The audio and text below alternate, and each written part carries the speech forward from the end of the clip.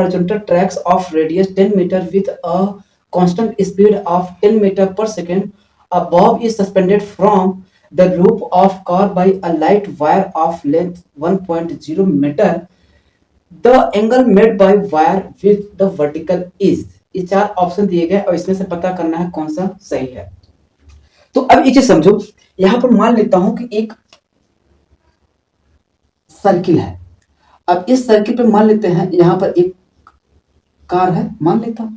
अब कार यहां पर इसके ऐसे मूव करते हुए जाएगा, तो मान लेते हैं यहां से एक बॉब, जब कार नहीं मूव कर रहा है v इक्वल टू क्या है 0, तो उस टाइम पर ऐसे सस्पेंड है। और ये जो सस्पेंड है यहां पर ध्यान देना, बॉब उसका लेंथ कितना है 1 मीटर, कितना है 1 मीटर। अब मान लेते हैं मास कितना है, m मास का है, ठीक। अब जब ये कार आगे की तरफ जाएगा तो ये बॉब किधर की तरफ जाएगा, शिफ्ट होगा, इधर की तरफ जाएगा, किधर की तरफ, इधर की तरफ जाएगा, बिल्कुल साहब जाएगा, ठीक। अब जब इधर गया तो अभी यहाँ पर कितना था एंगल, अब ये एंगल कितना हो गया, थीटा हो गया, कितना हो गया, थीटा हो गया, ठीक। अब भाई ये सीलिंग इसके रूप पे यहाँ बना है, कितना थीटा होगा, तो ये थीटा बताना है। जब ये कार अगर ये हमें क्या सर्कुलर पाथ में जब मूव करेगा तो ये एंगल कितना होगा ये हमको बताना। अब मान लेते हैं कार की वेलोसिटी कितना 10 मीटर पर सेकंड से मूव कर रहा है, 10 मीटर पर सेकंड से, और जहां से मूव कर रहा है इसकी रेडियस कितना है 10 मीटर, कितना है 10 मीटर। तो एक बार बताओ, ये बरसों से चला रहे बहुत पुराना फार्मूला है जो काफी लड़के जानते हैं। tan थीटा इक्वल टू क्या होता है v square upon R G, क्या होता है v square upon R G, ठीक है साहब, वैल्यू में रख दो इसमें फार्मूले में।